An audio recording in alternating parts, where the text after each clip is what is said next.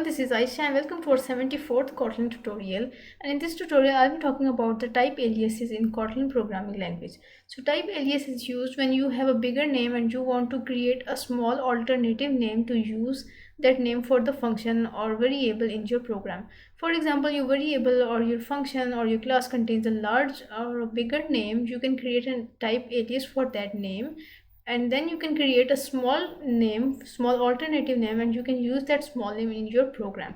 For example, here I'm going to take an example in which I will have two classes, and these classes will contain inner classes as well. Then I will create, and the name of the inner classes of both of these classes will be same. So then I will use the type alias to differentiate between these classes, these inner classes. So now let's create a class X and then another class Y. So now inside the X class, I'm going to create another class which will be our inner class, and the name of this class is, for example, inner.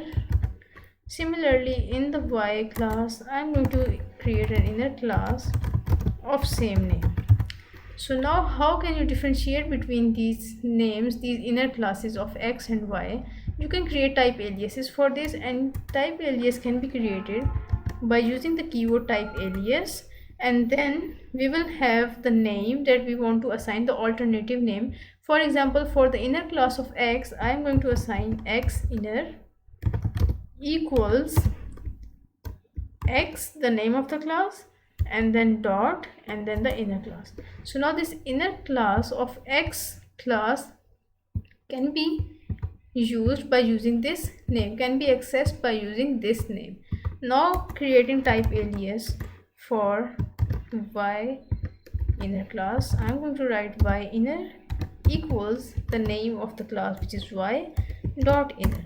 So now you can differentiate between these two classes. So the name of these inner classes were same, so we have created type alias for each class, so you can differentiate and you can access this class easily from the program. So guys, this is how you can use type aliases in your program. So thank you guys for watching the video, and I'll see you in the next tutorial.